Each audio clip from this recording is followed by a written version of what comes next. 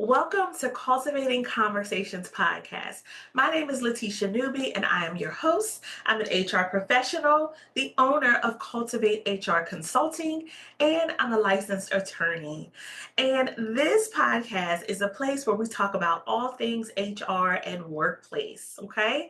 So in this podcast, we actually go through and talk to other professionals in the industries who are in HR or even in HR adjacent roles that support HR and support the work in the workplace to really get into the nitty gritty of what's happening in workplaces today.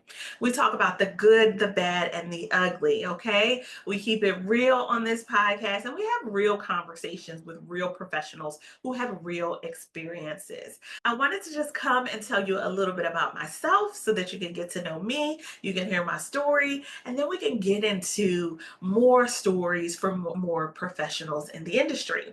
So, a little bit about me. I have been in HR for 20 years. Yes. For 20 years. And at that time, I actually just fell into HR. It was not one of those things that I was like, I'm going to study HR. I'm going to get a degree in HR. That's absolutely what I want to do.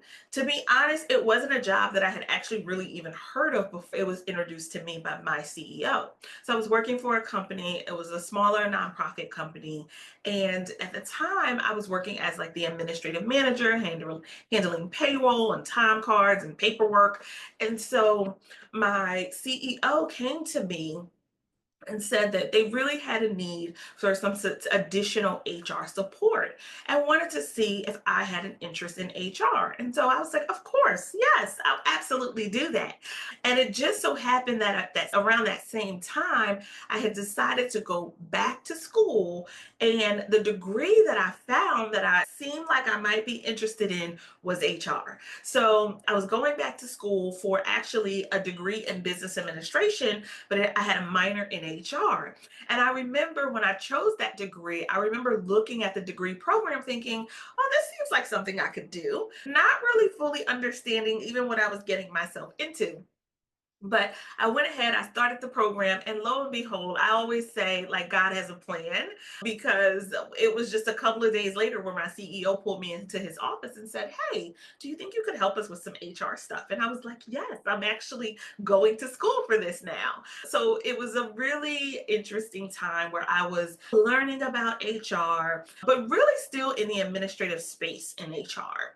And so I graduated, I got my bachelor's degree with a minor in HR. So I stayed at that company for about 5 or 6 years and then transitioned to a community college.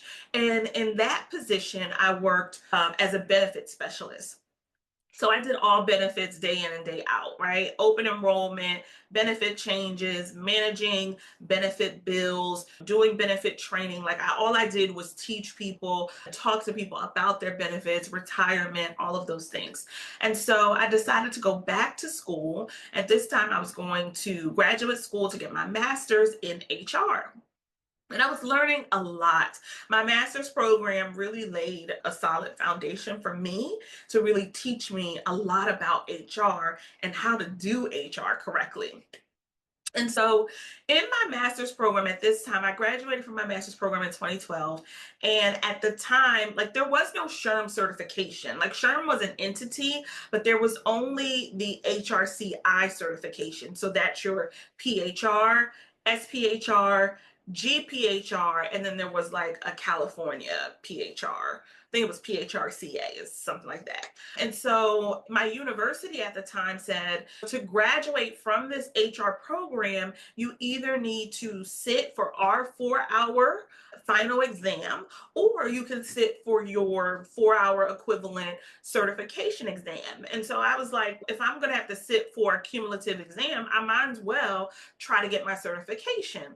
And so I sat for the exam, I got certified, I graduated, and then I relocated and got an opportunity to work for a large university. And that's really where I got a lot of my experience. My first job there was doing onboarding and offboarding. So if you were getting hired by the university, you would get to spend your first 2 days with me in new hire orientation. And best believe we made it fun because y'all know HR can be boring sometimes.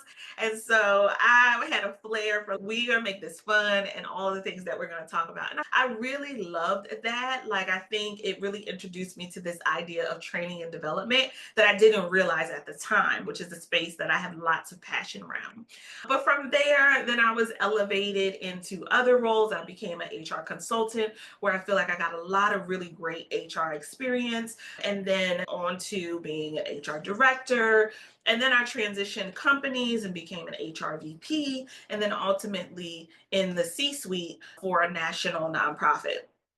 And so when we talk about I started from the bottom, I started from the bottom, right? So from an administrative support position and truly worked my way up all the way to a C suite, a CHRO, chief people officer position. And I think one of the things that I think about in my journey and in my time was that I was always willing to like research, to learn, to take a class, to read a book, to try things. And that is what I think really set the foundation for me to really be able to do well in HR because HR is area or discipline, right? And so there's a lots of different things. You figure when you have people working in an organization from different backgrounds, different experiences, different generations, right? There's bound to be some stuff that needs some support. And one of the reasons that I started this podcast is because honestly, I was really getting tired of the narrative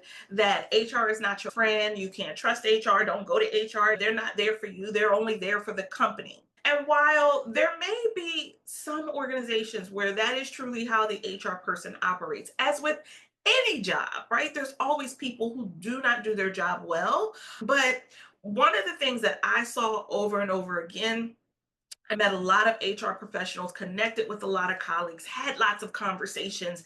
And over again, I was meeting people who were committed to making the workplace better, not just for themselves, but also for all of the other employees there. And I think the other thing is that in HR, we also spend a lot of time doing things in the back end, in the background, making things happen, making things better, that sometimes employees don't realize that we had something to do with that. A policy that makes your work environment more flexible likely could have started in HR, right? And so there are these things that HR professionals are doing to really make the workplace environment better, to try to educate managers and leaders so that they know how to respond in different situations, to work with employees when they're having good times and bad times. There is an array of things that HR supports. And I was really getting tired of this negative narrative that was going around about can't trust HR, HR is no good, HR is horrible, blah, blah, blah.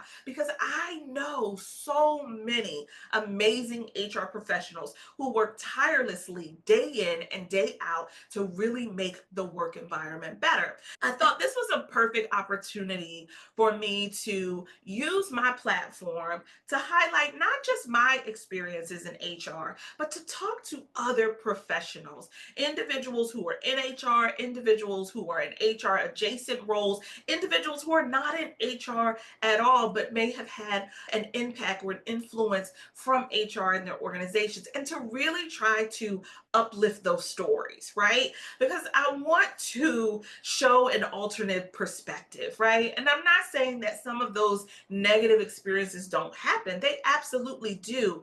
But for every negative experience, I can also give you a positive one. I can show you the HR professional who's really working hard to try to change the environment. Because the other thing I think that gets lost in this conversation sometimes is that employees don't always realize or remember that HR is an employee too. We want the workplace to be better too. Like, we don't want to be in a toxic environment. And so we are there to not just make sure that the laws are followed. Yes, that's a key part of what we do, but to also make sure that our leaders and our managers are set up for success, that our employees have what they need and are set up for success, that if an employee is dealing with a difficult time or challenge, that they can come to HR and get the support that they need, even in conjunction and alignment with their manager if necessary, right? So that their work experience can be better. That is what HR is about. It is human resources. We are there to help support the human in the workplace. And so this podcast is going to be about talking about workplace experiences, talking with other HR professionals, talking with other professionals and leaders in wellness, in all areas, compensation, development, all areas of HR adjacent functions, so that we can really start to put some of those stories out there for things that really highlight the work that so many HR professionals are doing. Okay. So if this sounds like something that you would be interested in, please continue to follow us, connect with us, subscribe so that you can stay notified when we release a new episode. And I hope that you will engage with us on this journey. Thank you for spending some time with me today and learning a little bit more about cultivating conversations and also about me and my journey. And I look forward to connecting with you. Thank you and have an amazing day.